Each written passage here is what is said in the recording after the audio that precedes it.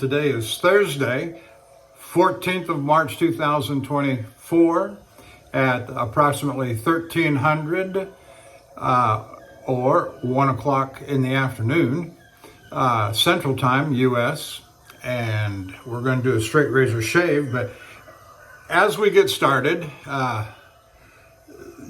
like one of my favorite broadcasters used to do, anytime he makes a mistake, he puts it right up front and gets it out of the way.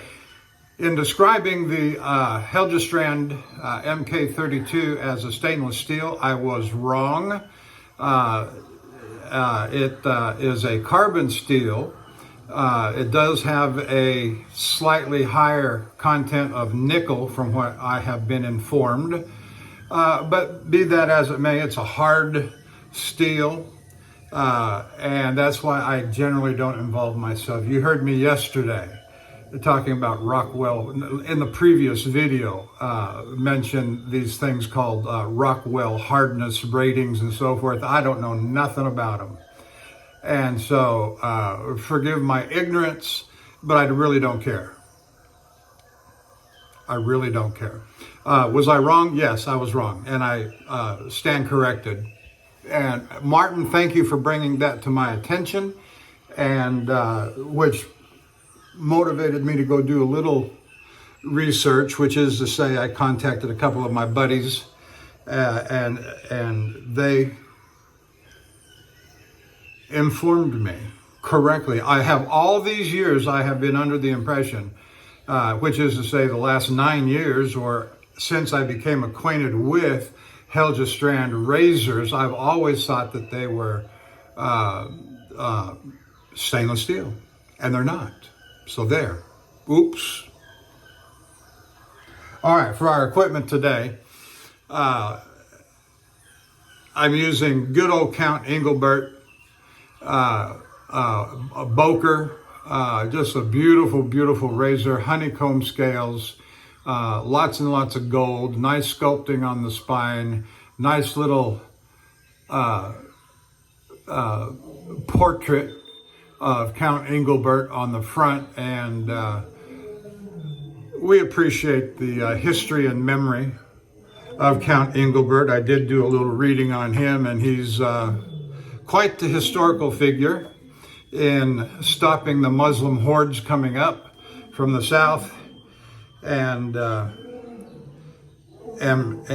defending traditional Christian values in that part of the world in his day. So very good.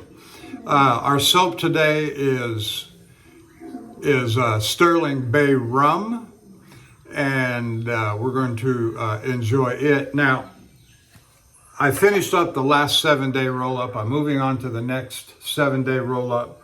And so when I get kind of in that complete one going to another, and I'm at home, I just kind of use what I want to use. It's kind of like a free pass day. So there's no order, there's no routine to my routine. You wouldn't know that, except I'm telling you. All right, so, and the brush, let's do the brush.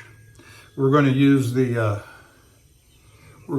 Simpson Chubby 3 Super Badger. This is just a lovely brush.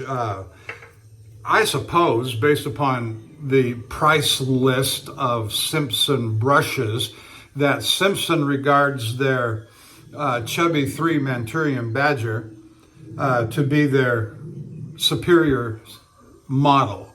It's about $500. You have to order it direct from Simpson in the UK and have them ship it to you, rather than being able to buy it from an American vendor, which is, it's inconvenient. I don't much like it, but when I went to go buy one and paid the money,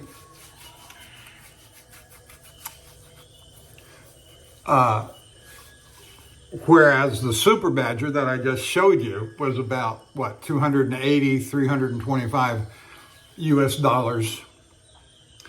And so based upon the price list and the cost, they regard their Manchurian Badger as the superior. But I said all of that to say this: I actually like the Super Badger just a little bit better. The bristles are softer. They're not as scrubby, scritchy as the Manchurian, but that's part of the allure, I guess, of Manchurian, what I regard as true, real Manchurian. I've got those QED Select Manchurians are so super soft that they exceed all imaginations of what a soft bristle badger brush should be. Getting the brush loaded up here. All right, we're gonna go with that. If we need more later, we'll get it. We got some runoff here we're gonna collect. So hope you're doing fine. Thank you for tuning in. Yes, I do make mistakes from time to time. Just ask my wife. Speaking of whom, she's going to maybe take a break here in a little while, and I may not be able to get all the way through the face shave and head shave before terminating the video. So I may be ending the video a little early because it's my last day at home, and if she's got extra time that she can spend with me and I can spend with her,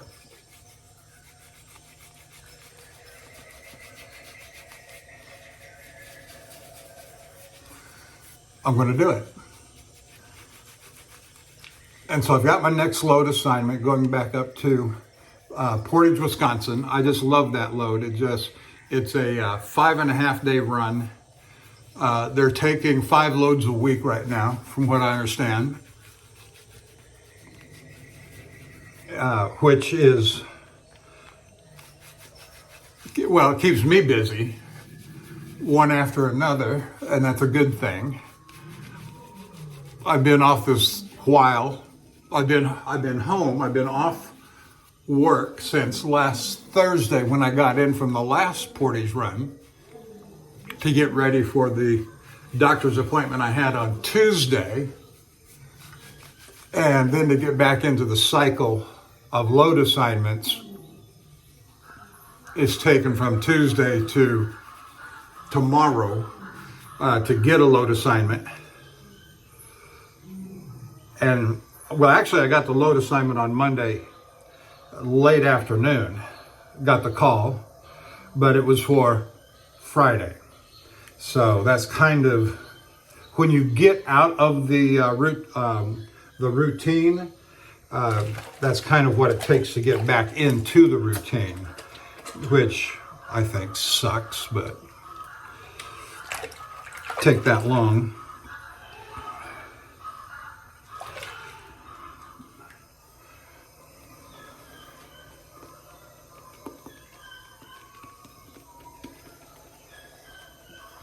Very nice scent on the bay rum.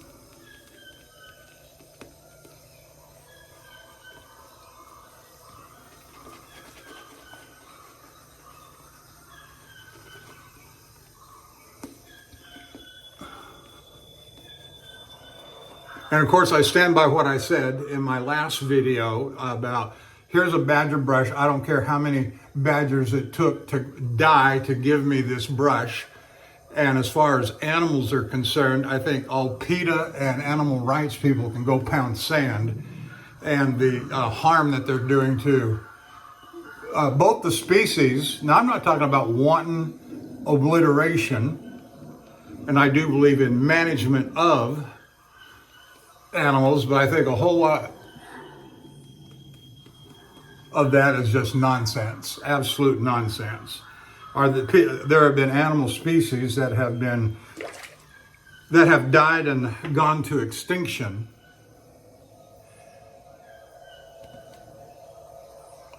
over the millennia, and that's just the way of things. Now, I'm not talking about rounding them all up and exterminating them, but getting them down to a more managed. I can tell you for an almost certainty that the Texas State Department of Game and Wildlife, if the hog population got down to X number, that they would put a bag limit, they would put a licensing requirement on the hunting and killing of wild feral hogs. But as long as a species remains a nuisance and destructive to farms and agriculture, etc., yeah, kill them. For a lot of different reasons. You know, a lot of people will go out and kill them and eat them. Great, fine, they eat them. And we all like barbecue pork, don't we? All right, here we go. So much that goes on in our life, in our world, and the rationale is just plain bullshit.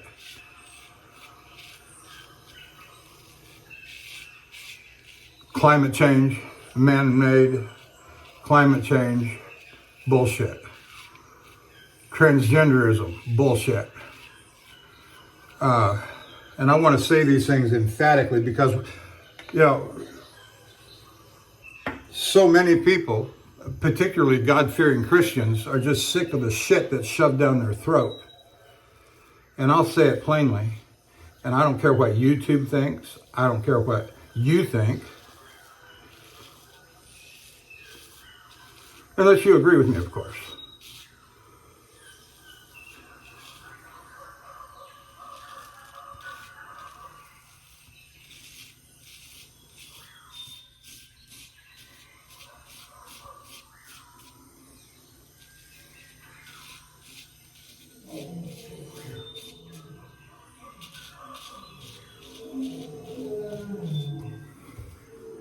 Oh, this is very nice. Very nice razor, nice edge, hard black Arkansas, also known as surgical black.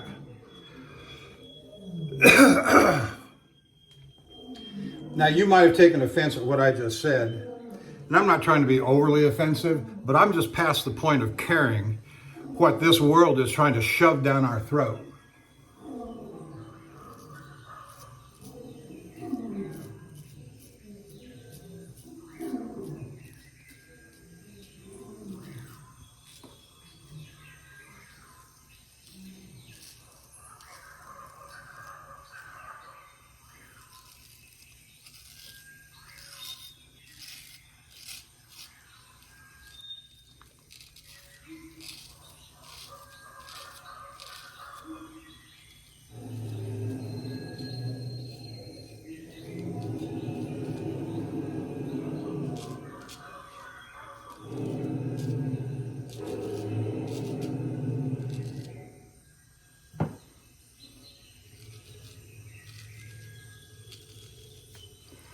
I got some wild animal sounds going on.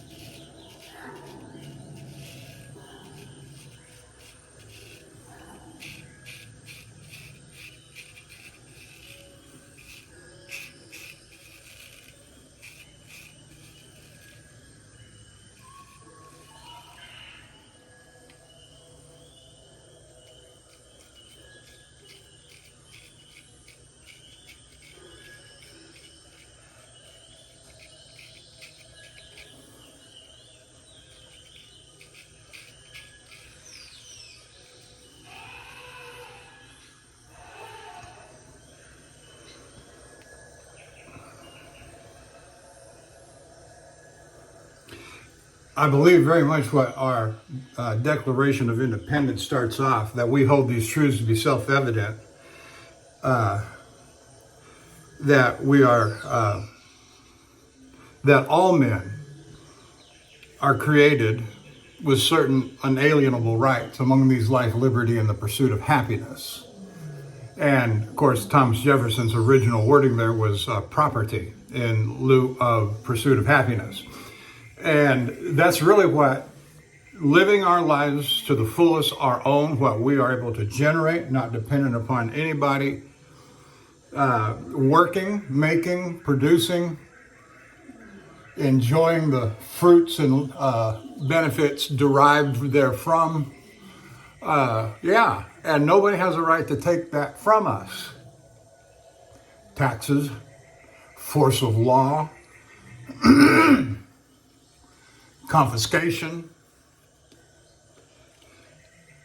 And so,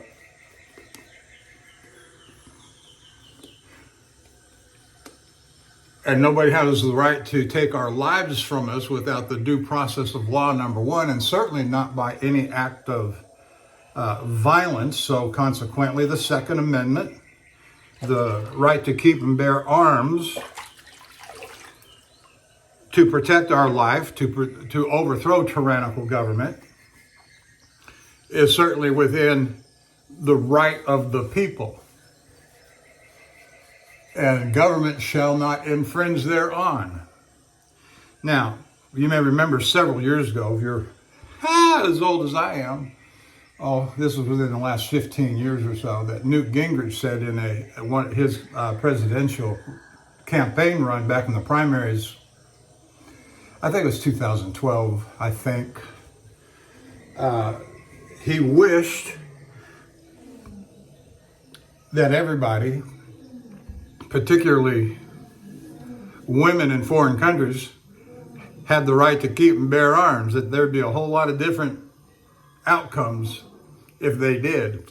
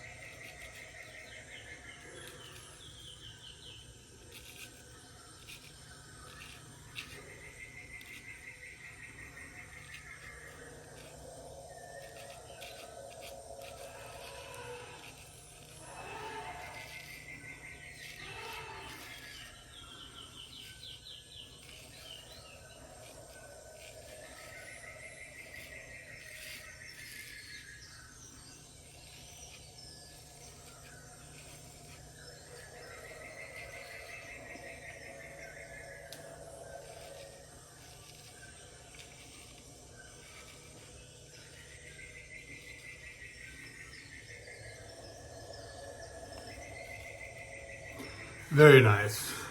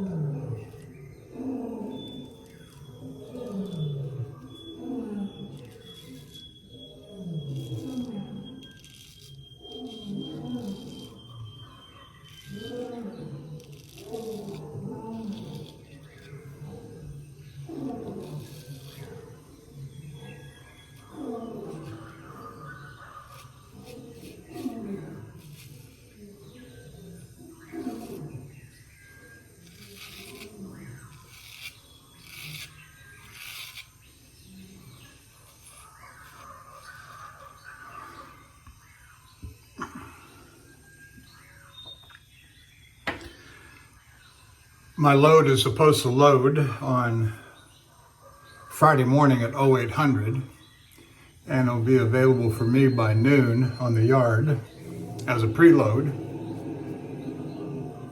but I don't trust them. For them to get it set up as a first load or a morning load at 0800, they've got to make a special arrangement with the shop. That is to say, they've got to, the prep on the trailer has to be done at a certain time. They need to put that into the system separate from when they've assigned me the load for Friday morning.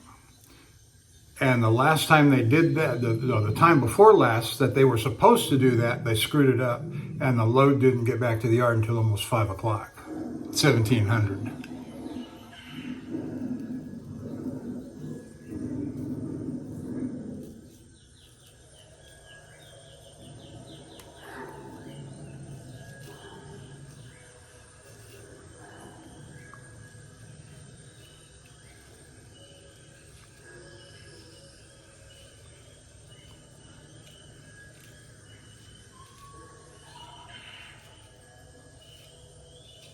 Now, loads on Friday, delivers on Monday, and so if they get it back to the yard by 12 noon, that gives me 2.5 days of driving. It's 1,150 miles, and I like departing on the day of loading. That gives me 2.5 days. A lot of the drivers will go ahead and just take it on the next morning. So loads Friday, they would depart on Saturday morning, deliver on Monday morning. That's 2 days of driving, and those are approximately 600 plus miles per day. I don't want to run that hard per day. Don't want to do it. And so that's why I insist on them getting the load loaded early and back to the yard by noon. That way I can drive from here to Shreveport, Shreveport to Herculaneum, Herculaneum to Portage. It's just a lovely, the first day is 5 hours. The second day is 8.5 hours. The next day is 7 hours. I like it.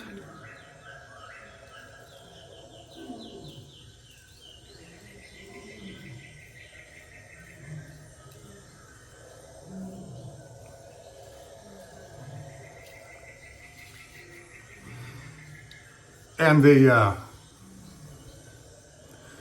older I get, the less I want to run like a 20-year-old.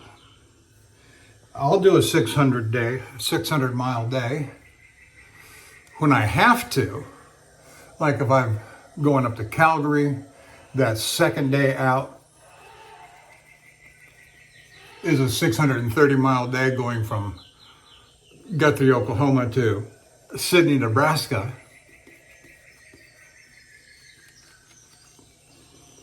And that's okay because then the following days are not as hard.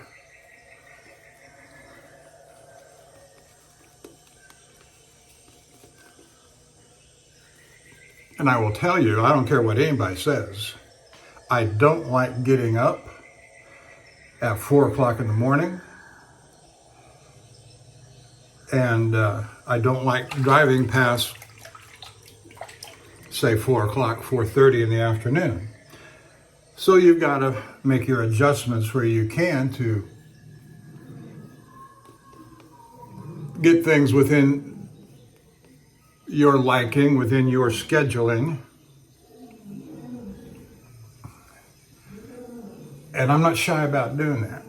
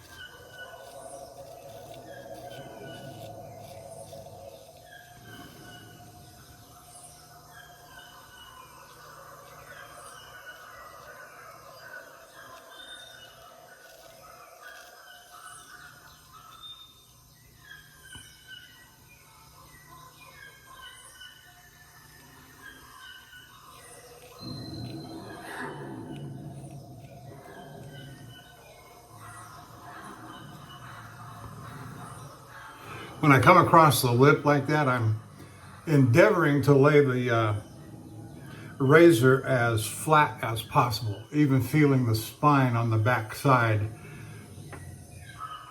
and come across that way I don't have the edge tilted in toward the lip and perhaps nick myself. Don't want to do that. That's the way I do it.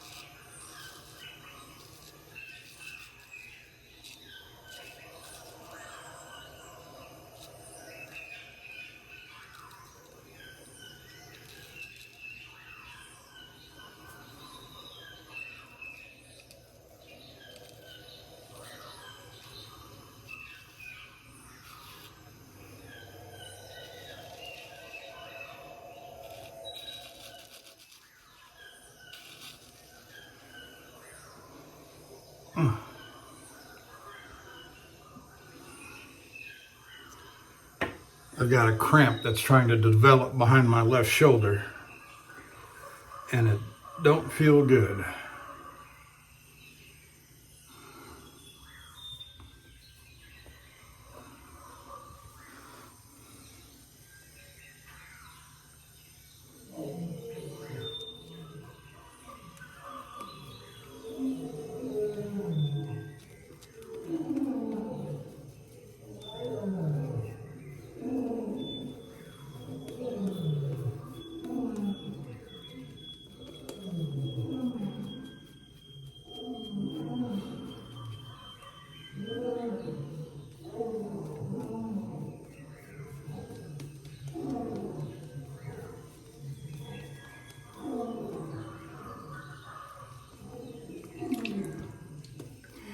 The thing about the Declaration of Independence and even our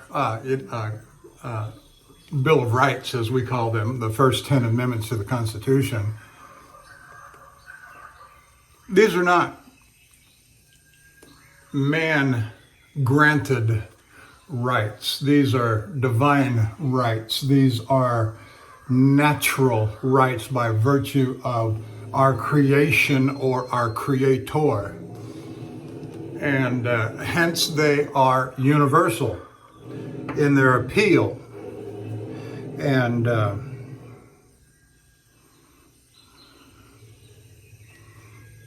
as it should be.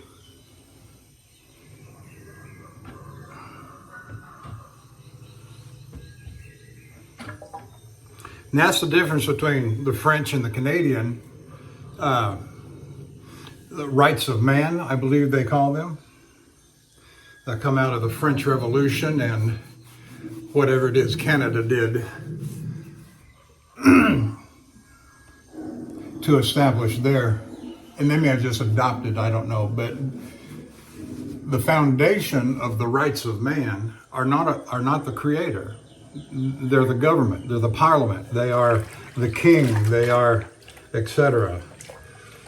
Well, I can't say king in reference to the French anyway, but the Canadians were still under monarchy for quite some time into the last century.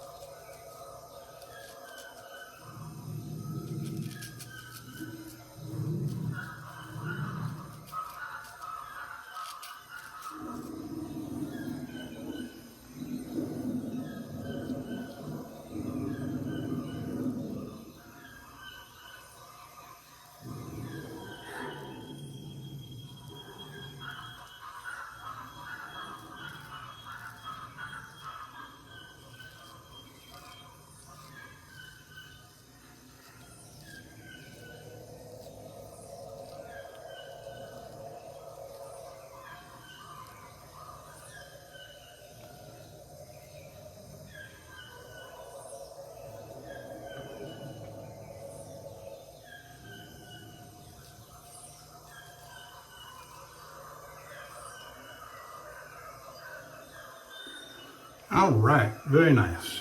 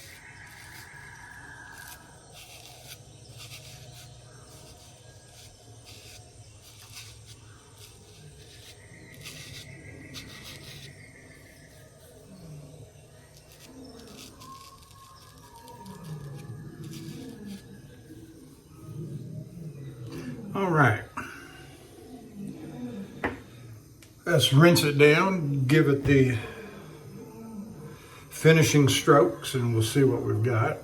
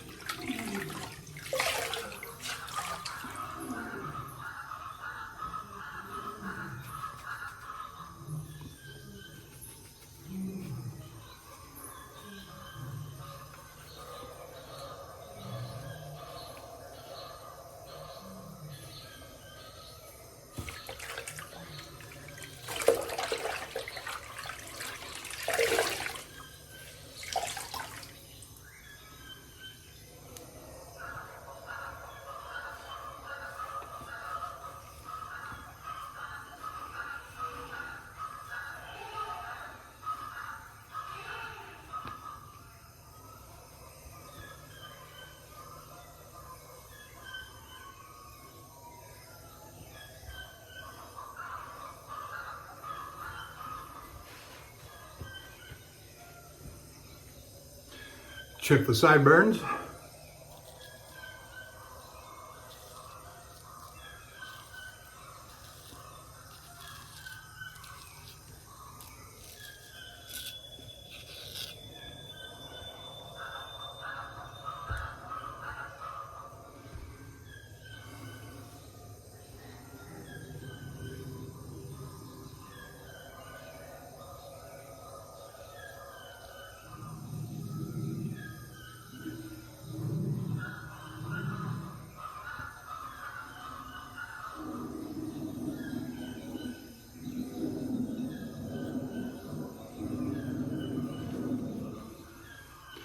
All right.